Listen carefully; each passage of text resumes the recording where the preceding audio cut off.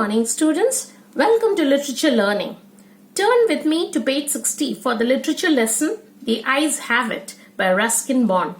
We continue with part 3 and would try to complete the lesson in this video. So we begin from line number 3. I turned from the window and faced the girl, and for a while we sat in silence. "You have an interesting face," I remarked.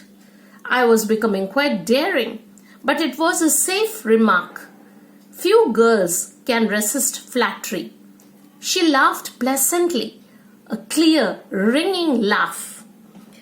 Now the narrator turned towards the lone traveler in his compartment, the girl, and they were silent for some time.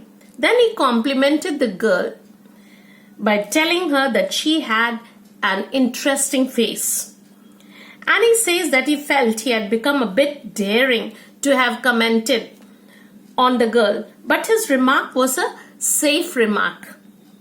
What must have he meant by a safe remark? The narrator must have felt his remark to be a safe one because it could not create any misunderstanding or suspicion in the girl's mind about the narrator's intentions. So it could have been a safe remark.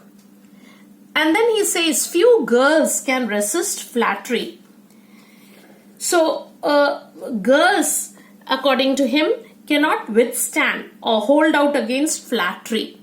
The narrator felt that girls can be easily defeated by flattery. Flattery works with girls because they are emotionally weak, and flattery gets them and they lose. The girls who are able to avoid flattery are strong.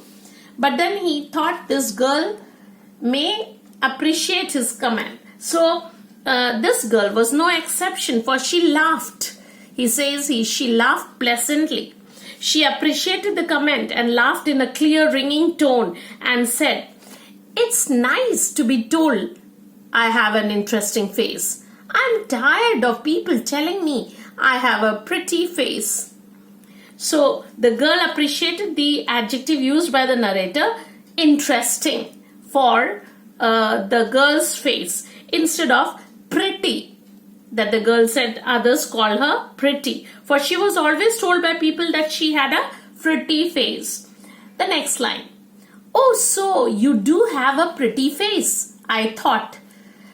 And aloud I said, so in his mind he thought that she did have a pretty face. But aloud or loudly he said, well, an interesting face can also be a pretty face. So he said that both the words almost meant the same. "You are a very gallant young man." And the girl complimented the narrator saying he was a gallant. Now gallant, which could have meant bold, brave, daring, gentlemanly, courteous, polite, all that. So gallant young man, she said. "But why are you so serious?" So she asked him, "Why are you so serious?" I thought then that I would try to laugh for her, but the thought of laughter only made me feel troubled and lonely. So somehow the narrator felt troubled and lonely, maybe thinking of his situation. So the next line. "We'll soon be at your station," I said. "Thank goodness it's a short journey. I can't bear to sit in a train for more than 2 or 3 hours. So she expressed her happiness at the short journey that she had undertaken and said that she could not bear to sit in a train for a long journey. But the narrator tells us, yet I was prepared to sit there for almost any length of time just to listen to her talking. Her voice had the sparkle of a mountain stream. As soon as she would leave the train, she would forget of a brief encounter, but it would stay with me for the rest of the journey and for some time after." So the narrator seemed to be interested and impressed by the girl and was willing to sit and hear her talk for any length of time. He thought that her voice was like a clear mountain stream. But when she would get off the train, she would soon forget their brief encounter, that is, their short meeting. He says he would never ever forget this brief meeting with the girl for a long time to come. The next line. The angel's whistles shrieked. The carriage wheels changed their sound and rhythm. The girl got up and began to collect her things. I wondered if she wore her hair in a bun or if it was plaited. Perhaps it was hanging loose over her shoulders, or was it cut very short? Now, the narrator is in a guessing game. So, the whistle sounded, the train's wheel changed the sounds, and the pace of the wheels slowed down. The pace of the wheels were slower. And then the girl started getting ready to get off the train. Now, the narrator wondered if she had made a bun out of her hair, or if she had plaited her hair and formed a pattern or braid by interlacing two or more strands of hair, the way we do here. Maybe she might have left it loose over her shoulders. And he kept on thinking these about the girl. So the next paragraph. The train drew slowly into the station.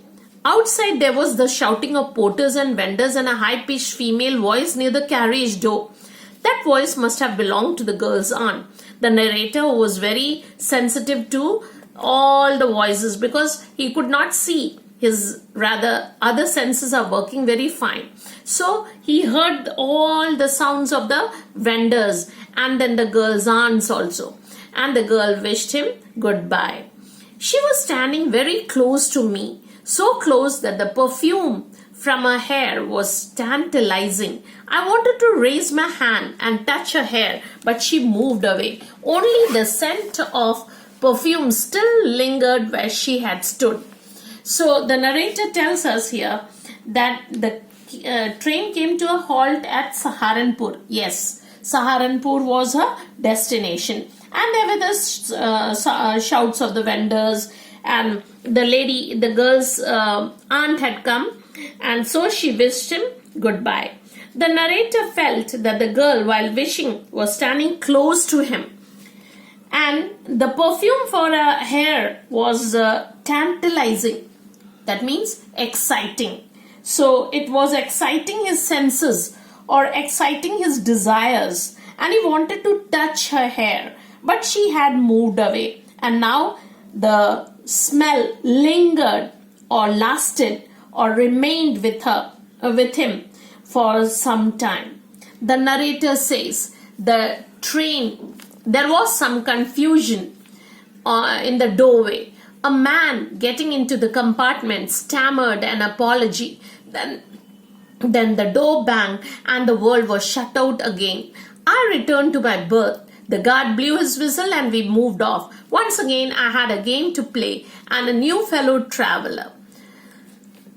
Now, the narrator says the train, just then, as usual, there was some confusion at the doorway. So what happened? A man who was trying to jostle in came in and he uttered an apology. Why an apology? Because he must have made an apology because maybe he is overstepping or stepping on the narrator. So he made an apology. That is an excuse. He excused himself and the narrator heard the door close, banged. So the door closing and his world was once again shut out. So he sat down at his seat and the whistle sounded and the train moved on. The narrator tells us once again that he had the game to play. So what was this game? He had a game to play. And what game was he playing? Can you guess what game was he playing? What was the game the narrator is talking about? The game of deception. What is this game of deception? The narrator now decides to see if he can deceive the new traveler. So there was this, who was the person who was playing the game with him? The fellow traveler, the new fellow traveler is the one with whom he is now going to play the game. With whom was he playing earlier? He was playing the game with the girl earlier. So the game of deception. What is the name of the game? The game of deception means deceiving the fellow traveler. So the train gathered speed. The wheels took up their song. The carriage groaned and shook. I found the window and sat in front of it, staring into the daylight that was darkness for me. So the narrator continues to tell us that the train sped fast, and he also sat near the window looking out into the daylight, which was actually darkness for him. So many things were happening outside the window. It could be a fascinating game guessing what went on out there. So he's thinking that once again, he was thinking this also could be a game, guessing game. What game? To guess what are the things flying past or what are the things happening outside the window. Now, the next line. The man who had entered the compartment broke into my reverie. So what happened? The new traveler suddenly said something that broke the daydreaming, reverie, daydreaming of the narrator, for he was lost in his own thoughts. Reverie means lost in one's thought. So lost in his own thoughts and fancies. So he said that he was not. Now, what is he telling us? Let's see. You must be disappointed. I'm not nearly as attractive a traveling companion as the one who just left. She was so the new traveler told him that he was not as attractive a companion as the one that had just left. And what did the narrator reply? She was an interesting girl, I said. Now he once again started to pretend that he could see and started the game of deception with this new traveler. But he asked the traveler this question. Can you tell me, did she keep her hair long or short? Now this surprised.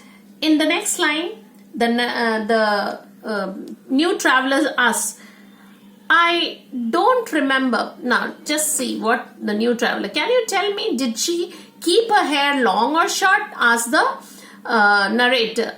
The man replied, I don't remember, he said, sounding puzzled. Why puzzled? He was surprised. Why this man could have seen, and why is he asking him? So now this surprised the traveler, who answered that he did not remember, but he further added that, what did he say? It was her eyes I noticed, not her hair. She had beautiful eyes, but they were of no use to her. She was completely blind. Didn't you notice? So this was a surprising revelation for the narrator. So what happened? He said, he tells the narrator that her eyes were very beautiful, but were of no use to her. Why? As she was completely blind. And he put in this question to the narrator, surprised. Didn't you notice? So it seems the narrator was winning the game of deception, for the new traveler also could not make out that the narrator was blind. Children, here ends our lesson, and I would be giving you another set of objective questions based on today's lesson. Thank you.